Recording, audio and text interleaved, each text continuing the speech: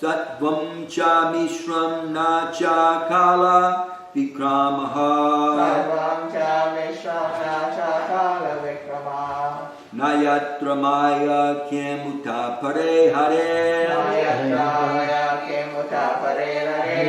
Anuvrata yatra sura sura chita.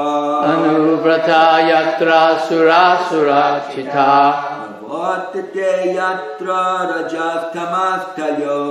Pravartate yajas rajas tamastayo. Sattvam cha mishram na cha kala vikramaha. Sattvam cha mishram na cha kala vikramaha. Nayatra maya kemuta pare hare. Nayatra maya kemuta pare hare. Anuvrata yatra sura sura chita. Anuvrata yatra sura sura chita. Pravatate yatra rajastamastayo. Pravartate yatra rajastamastayo. Sattvam cha mishram na cha kala vikramaha. Sattvam cha mishram na cha kala vikramaha. Nayatra maya kim uta pare hare. Nayatra maya kemuta pare hare. Anuvrata yatra sura sura chita. Pravartate yatra rajastamastayo. Pravartate yatra rajastamastayo. Sattvam cha mishram na cha kala vikramaha. Sattvam cha mishram na cha kala vikramaha. Yatra maya kimuta pare hare. Nayatra maya kemuta pare hare. Anuvrata yatra sura sura chita.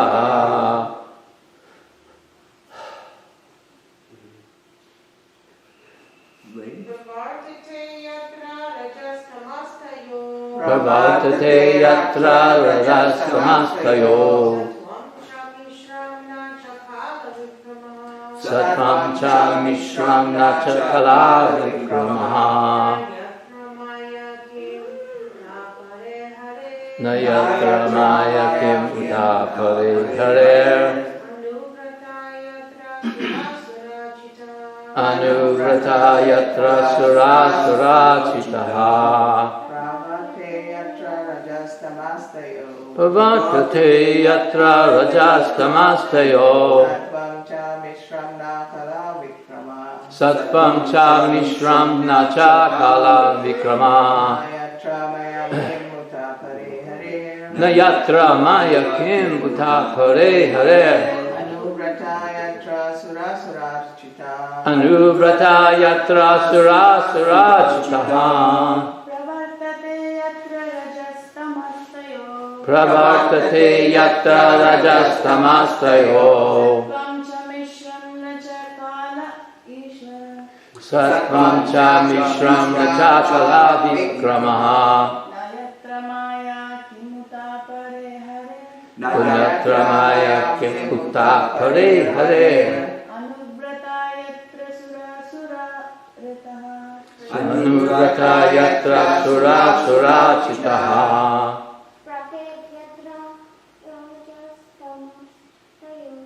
Pravartate yatra rajastamastayo.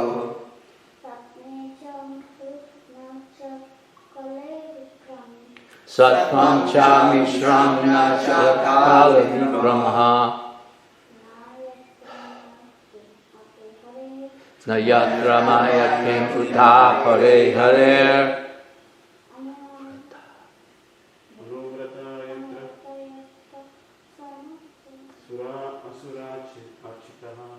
Anuvrata yatra sura sura chitaha.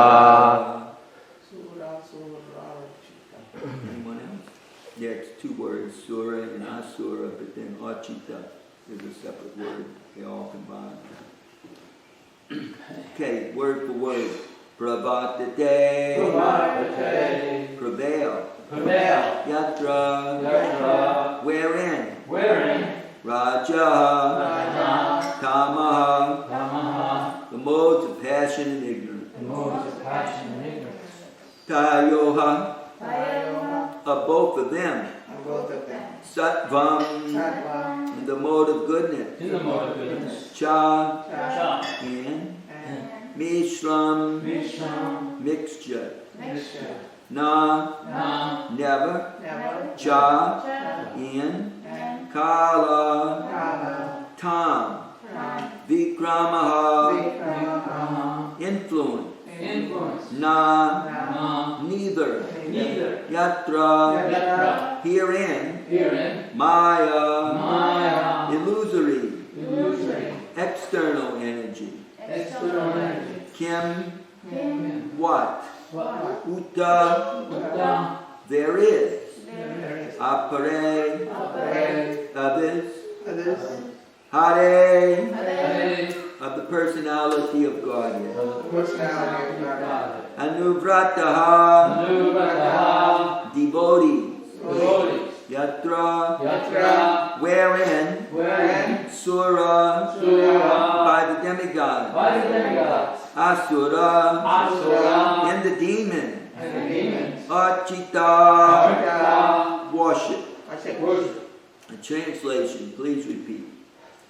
And that personal abode of the Lord, and That personal abode of the Lord, the material modes of ignorance and passion, the material modes of ignorance and passion, do not prevail, do not prevail. nor is there any of their influence in goodness. Nor is there any influence in goodness. There is no predominance There is no predominance of the influence of time. of the influence of time.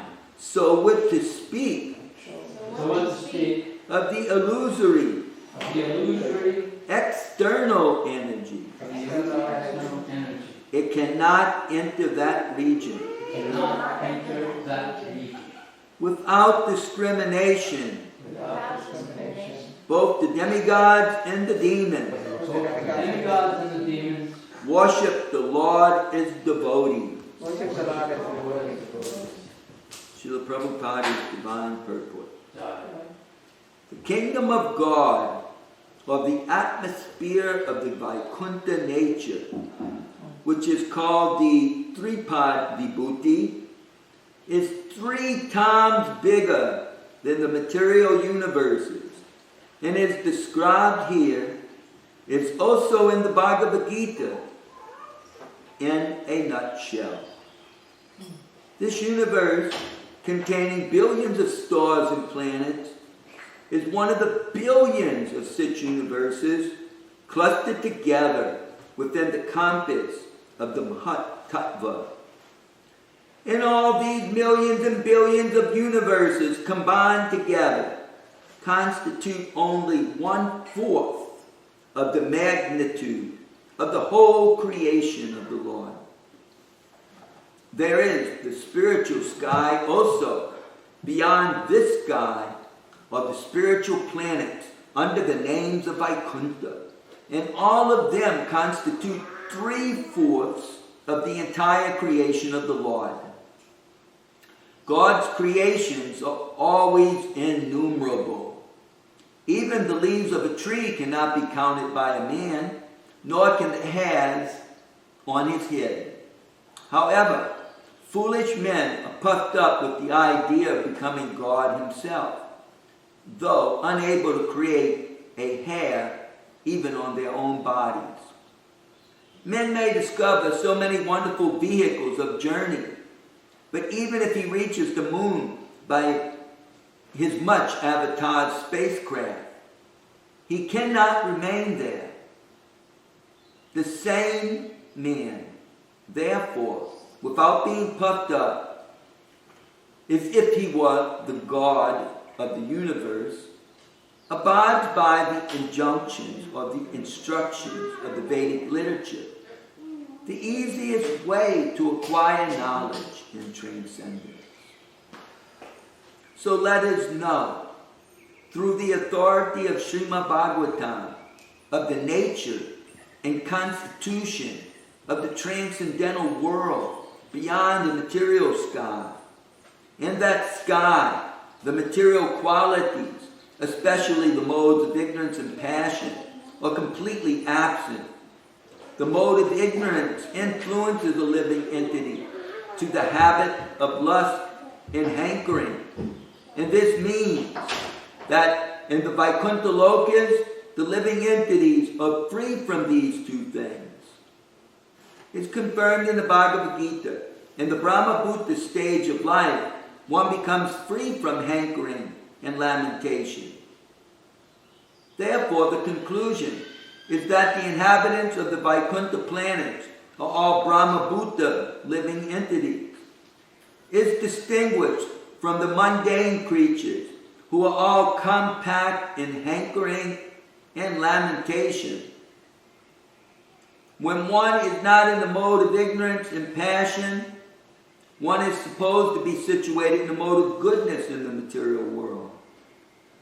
Goodness in the material world also at times becomes contaminated by touches of the modes of passion and ignorance.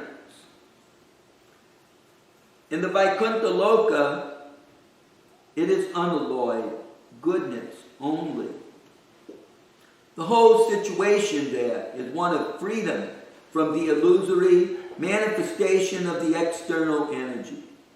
Although illusory energy is also part and parcel of the Supreme Lord, illusory energy is differentiated from the Lord. The illusory energy is not, however, false, as claimed by the monist philosophers. The rope accepted as a snake may be an illusion to a particular person, but the rope is a fact and the snake is also a fact. The illusion of water in the hot desert may be illusion for the ignorant animal searching for water in the desert, but the desert and the water are actual facts. Therefore, the material creation of the Lord may be an illusion to the non-devotee, but to a devotee, even the material creation of the Lord is a fact. Is the manifestation of his external energy. But this energy of the Lord is not all. The Lord has his internal energy also, which has another creation, known to be the Vaikuntha Lokas, where there is no ignorance, no passion, no illusion, and no past and present. With a poor fund of knowledge, one may be unable to understand the existence of such things as the Vaikuntha atmosphere, but that does not nullify its existence. That spacecraft cannot reach these planets does not mean that there are no such planets, for they are described in the revealed scriptures. It's quoted by Srila Jiva Goswami. We can know from the Narada Pancharatra that the transcendental world or Vaikuntha atmosphere is enriched with transcendental qualities. These transcendental qualities is revealed through the devotional service of the Lord, or distinct from the mundane qualities of ignorance, passion, and goodness. Such qualities are not attainable by the non-devotee class of men. In the Padma Purana, Uttarakanda, it is stated that beyond the 1/4 part of God's creation is the 3/4 manifestation. The marginal line between the material manifestation and the spiritual manifestation is the Vairagya river. And beyond the Vairagya, which is a transcendental current flowing from the perspiration of the body of the Lord, there is the 3/4 manifestation of God's creation. This part is eternal, everlasting, without deterioration, and unlimited, and it contains the highest perfectional stage of living conditions. In the Sankhya Kaumudi, it is stated that unalloyed goodness or transcendence is just opposite to the material modes. All living entities there are eternally associated without any break. And the Lord is the chief and prime entity. In the Agama Puranas, also, the transcendental abode is described as follows. The associated members there are free to go everywhere within the creation of the Lord. And there is no limit to such creation, particularly in the region of the 3/4 magnitude. Since the nature of that region is unlimited, there is no history of such association, nor is there end of it. The conclusion may be drawn that because of the complete absence of the mundane qualities of ignorance and passion, there is no question of creation or of annihilation. In the material world, everything is created and everything is annihilated. And the duration of life between the creation and annihilation is temporary. In the transcendental realm, there is no creation and no destruction. And thus the duration of life is eternal, unlimitedly. In other words, everything in the transcendental world is everlasting, full of knowledge and bliss, without deterioration. Since there is no deterioration, there is no past, present, and future in the estimation of time. It is clearly stated in this verse that the influence of time is conspicuous by its absence. The whole material existence is manifested by actions and reactions of elements which make the influence of time prominent in the matter of past, present, and future. There are no such actions and reactions of cause and effects there. So the cycle of birth, growth, existence, transformations, deterioration, and annihilation, the 6 material changes, are not existent there. It is the experience here in the material world. The whole Vaikuntha existence proclaims that everyone there is a follower of the Lord. The Lord is the chief leader there, without any competition for leadership. And the people in general are all followers of the Lord. It is confirmed in the Vedas, therefore, that the Lord is the chief leader, and all other living entities are subordinate to him. For only the Lord satisfies all the needs of all other living entities.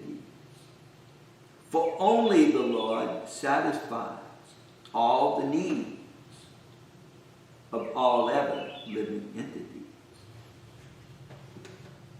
Thus ends the Bhagavatam purport to the 10th verse of the 9th chapter, Srimad Bhagavatam, 2nd canto. Srila Prabhupada Ki Jai.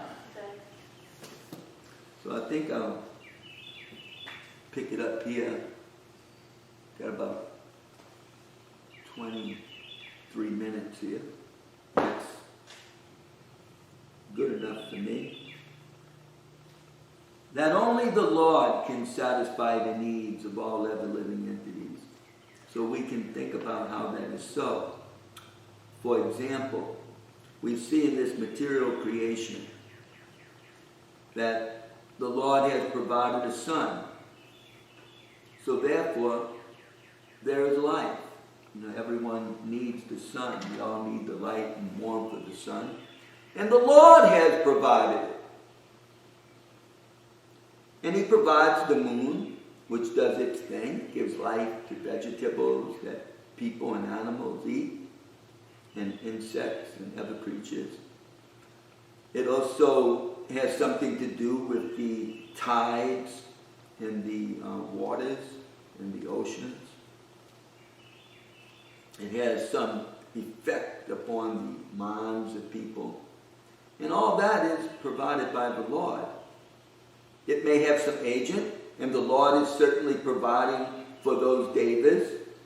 Without the Lord, the devas would also be unsatisfied. They would have no consort. They would have no abode without the Lord. It's by the Lord's arrangement that Brahma has created these things. And it's by the Lord's arrangement that there is a Brahma to create these things. So in this way, the Lord is providing everyone. He even provides in our human society different types of people. Otherwise, we couldn't exist. If there were not Brahmins to understand the Vedas and teach us the Vedas, if there wasn't Brahmins who could understand the science of archana or worship, then how would the Lord be worshipped? It would just be some sort of imaginary, speculative process to glorify, the cause of all causes, which we would lack information of. So the Brahmins, they provide these things as well as research.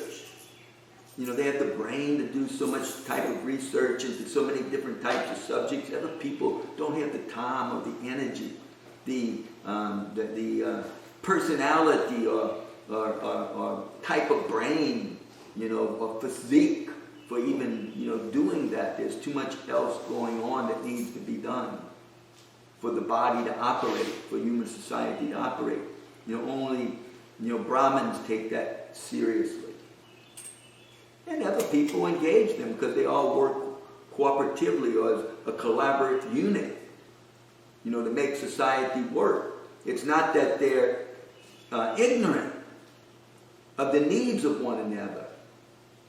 Like you find sometimes in Kali Yuga, for example, in Cambodia, when there was that guy, Pot, however you pronounce his name, and he completely extinguished the intellectual class of people and the mercantile class of people. He got rid of lawyers and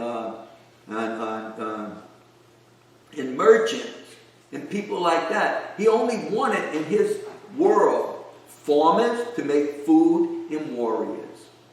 I mean, what kind of people is that? They're going to be just like Genghis Khan, where you take out of the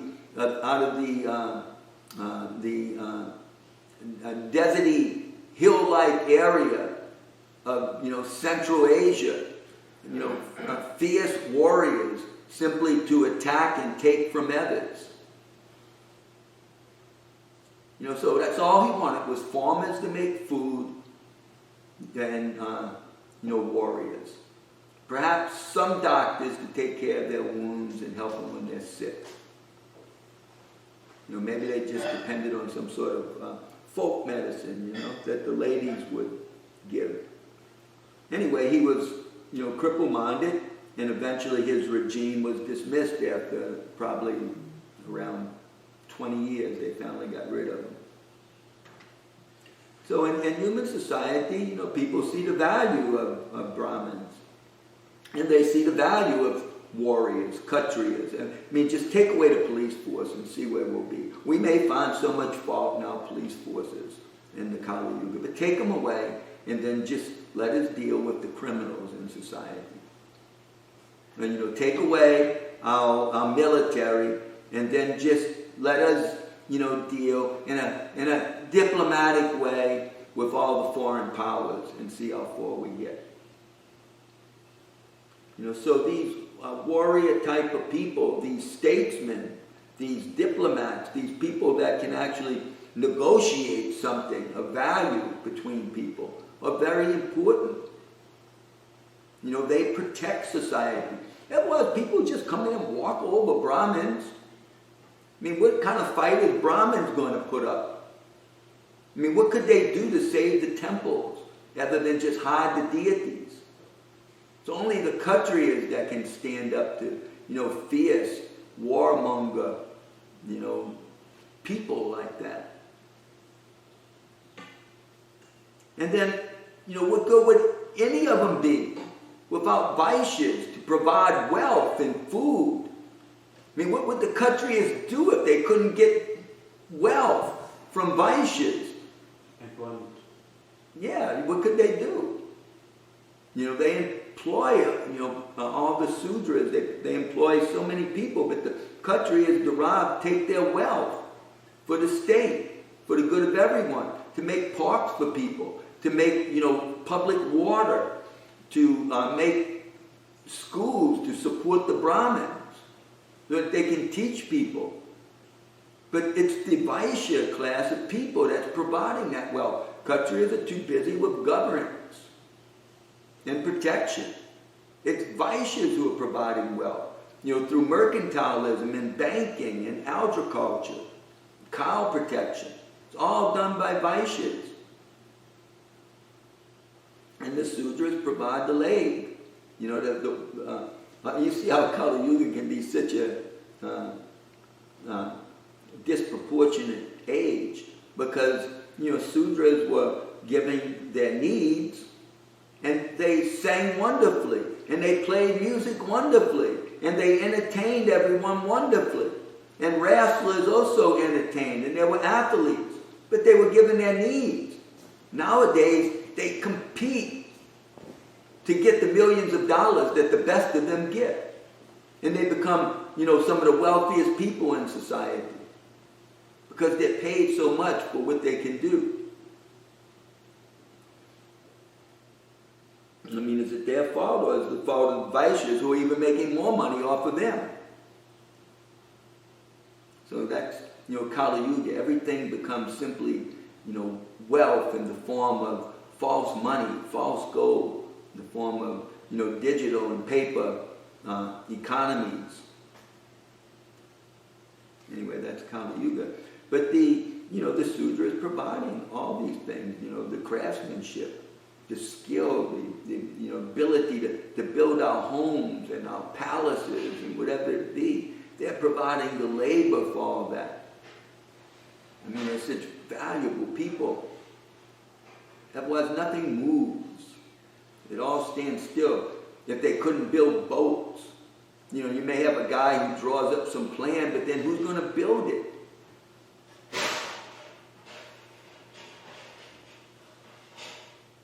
So, but that's Krishna.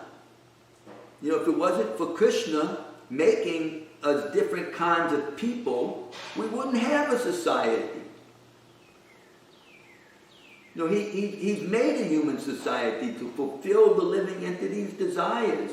It can only happen within a human class of beings. And he provides for all the mammals, he provides for all the insects, to make a whole world go around. It's Krishna who's providing the needs, and no one else. We can provide the needs for a few children, a few pets, maybe for a community or state or nation we can do so much for, maybe even a planet or a universe like Brahma. But that's about it. It's Krishna who's doing the whole thing. Just amazing exhibition of might when we consider billions of these universes that we cannot even count the stars within. and the planets with him. With our small brain and even our calculators, we cannot figure out how many planets, how many stars. And then Krishna is so great that he's creating all this, that even if we could count the stars and the planets and all the grains of sand on earth, we still could not even estimate the greatness of his personal transcendental qualities. That's what type of person it is. Just like, we praise someone when they're possessed of opulence, not just in the form of wealth, but opulence in the form of character. A person whose character, his quality is so great that, he deserves, praise from other people. To be a role model for the children growing up and for people in general, because he's an expedition or an exhibit of greatness, of human quality, of a human being. So Krishna, it's just a tiny glowworm or glowfly compared to Krishna's qualities. The greatest Purushottam, the greatest living being. He's possessed of unlimited quality. We, in our modern world, we tend to see things as mechanical. The universe is mechanical. It's great because it's just some massive energy that produces things, but it's just mechanical. And we diminish the quality of people. Oh, he's great, they pay him some money, but the person just dies. We don't know about people that are greater than us. We don't. For us, it's just all mythology of people that are greater than us. Or it's just science fiction. We don't believe that there's people greater than us in our everyday world out there. The mass of people out of what, the 11 billion people, if there's that many right now, there's probably 9 billion people who just don't believe that there's anything greater than the rest of us. There's no proof of it as far as they're concerned, because they only base things on what their eyes can see and their ears can hear. And they have no faith in revealed scripture. They don't believe that. And even if they do have faith in revealed scripture, then most of them have scripture that doesn't reveal a lot about it. They just say that there is such a place. So, that's why Prabhupada came to get rid of all this nivasation, sunyavadi, this impersonalism and this voidism that gets rid of God and all of his personal attributes and all of his expansions with all of their personal attributes, to where the only one we even consider a person are simply meager human beings that we live amongst. It's a crime, actually. But actually the reality is that it's personality and personhood that is supreme. And it's Krishna who is that supreme person. And from him comes all other great persons. Why would anything less than a great person come from the greatest person? And it's all these great persons that have created all this mechanical stuff, all this matter, all these elements. It's persons who have done it all, not some law of physics that simply made matter take some form. And we all try to study it to, figure out how we can manipulate it. No, it's persons, great persons. So that's why prayer has value. That's why devotional service has value. That's why worship has value. That's why chanting the name of a great person has value.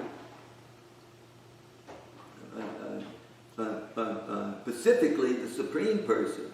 Because that person can act within the lives of even meager human beings. It's not that he only acts in the life of great devas and, and other supreme beings like Brahma and Shiva. But no, he acts in the life of even meager human beings. He can act even in the life of lower creatures. And he even appears amongst them as fish. As a fish and a tortoise. And a half man, half lion. He can do all these things. So in that way, Krishna provides for our needs also. When the world gets disrupted by ever-powerful living entities, he appears to simply make things right. Only he could do it. Like in Kali Yuga, it was as bad as you can describe, but then he appears in it. And he brings Krishna, but he brings Krishna in a form that everyone can easily accept. He doesn't bring him in his transcendental vigraha, other than the Murti that we can all worship. But, 3/4 of the world has no faith in the Murti either. They not only don't they understand it, they consider it, sacrilegious. So then how can Lord Chaitanya bring Krishna in a way that everybody can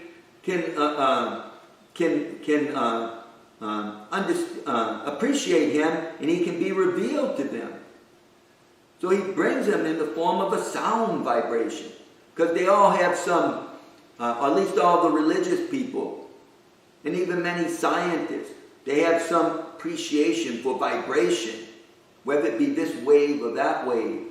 And so to have a vibration that can actually change one's consciousness, can take a person out of a depressed state, or can take a person out of an ignorant state, can take a person out of the bodily conception and reveal the eternal self.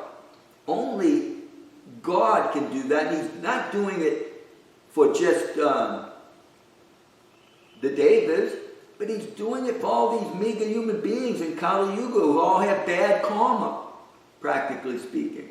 Yes, we have no fortune, practically speaking. Very ill fortune. Everything goes wrong, practically speaking. In everyone's life, sometime or another. And yet Krishna appears in a vibration that can change everything. Simply amazing. So the Lord does that. He doesn't only come in Treta Yuga or Satya Yuga when everything's nice. He doesn't only appear amongst the Devas to help them out, like he helped Indra. He helped Indra's mother reestablish her children as the rulers of the universe, rather than her sister's children. So he doesn't only appear amongst them, but here he does. He even appears amongst us unfortunate human beings in the Kali Yuga in a way that we can easily accept. And we can all right, I'll try that vibration. And many people may try it in private. And they may only do it in their minds, so nobody else even knows it. But it's Krishna. And it's Krishna who will perform miracles that we have no ability to perform. So the proof of Lord Chaitanya is that he has made so many devotees. And the devotees are making so many devotees. And the world is becoming transformed again as devotees. It may take what we call time, that we calculate past, present, and future, but for Krishna that doesn't exist. As we were just hearing. There is no past, present, and future. Because there's nothing ever deteriorating. And there's nothing ever being created. It always was. It was never lost. And it will never be found because it's always existing perfectly. It's all perfectly existing for Krishna. And for all of us in transcendental consciousness, it is too. It's only in our material consciousness that we lament for what is lost and hanker for what we don't have. So it's Krishna awakening us to that reality that this world is insignificant. Prabhupada used to compare it to a dot at the end of these sentences in his purport. How significant is that? Evident it marks some punctuation that makes it easy to understand. Paragraphs, composition.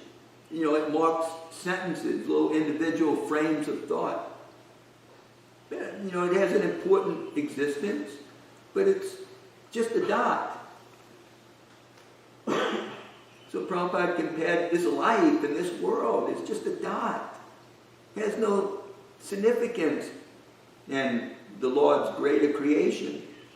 Of course, because the Lord has come here himself, and it's his Sankirtan movement, he's giving all of the conditioned souls the opportunity to be like Arjuna and become an instrument of the Lord. Arjuna is his eternal friend. Arjuna always appears with him. And Lord Chaitanya's Leela came as Ramananda Roy. Only Ramananda Roy stayed with the Lord at night, along with Swarup Damodar. For the last 12 years of the Lord, 1/4 of his life in Puri.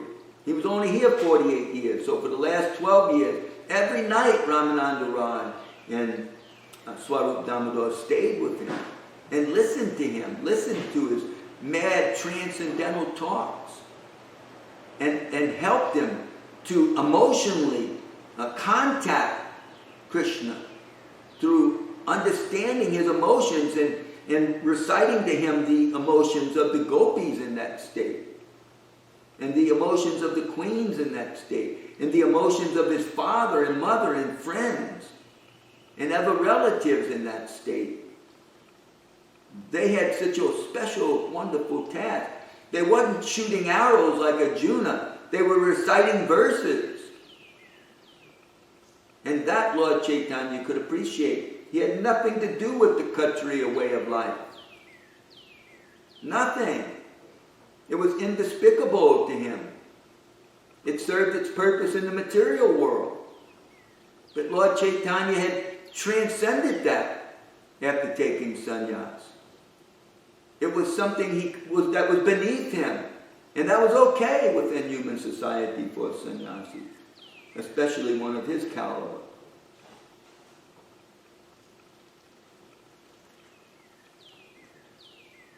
So that the Lord Chaitanya brought Krishna in a way that everyone could appreciate and take advantage of. And everything could become revealed. And this whole Kali Yuga could be made over temporarily, because in this world there is past and present and future. Temporarily it would somehow ever become practically like a Satya Yuga. Even Srila Prabhupada said, when 10% of the scientists become devotees, the world will be like Vaikuntha. All of our intellectual class of people, they're just working for Kshatriyas to make weapons and other commodities in order to make economies and militaries work. And they're doing it all for money. They're just like, who was it, Kashyapa, who knew how to heal a person from a snake bird bite. But yet he was bribed by Taksha, the king of the snake birds, king of the snakes, to leave the assembly. Like an ordinary politician is bribed. Brahmins also bribed, just like they're all working for the military complex, practically speaking. Because they pay them a lot. Otherwise they wouldn't work for them. They pay them a lot. So Taksha was bribed. He got the Taksha bribed, I think Kashyapa, who left the assembly. And when Parikshit was bitten, no one could heal him. No one had the mantra, because that person had left. Just out the money. So somehow it will all be made by Lord Chaitanya's mercy a place of goodness, without all this passion and ignorance that makes us do all these things. But it's only temporary, because after all, it is the time of darkness. And eventually it gets to reign supreme. And no one wants to be here then. Prabhupada would say, you better do your business and get out. We don't take it so seriously because we want to enjoy here. Well, let me enjoy in the mode of goodness and, live a comfortable life and go where I need to go in my next life. But Prabhupada would say, you better do your business and get out because, it's very dangerous in the material world. Danger at every step. If you have a chance to go to Vaikuntha, you better go. And even the Devas want to be here now because we can so easily go to Vaikuntha. We have to do our business and get out. If we have to intellectually see that this is the important thing to do, and not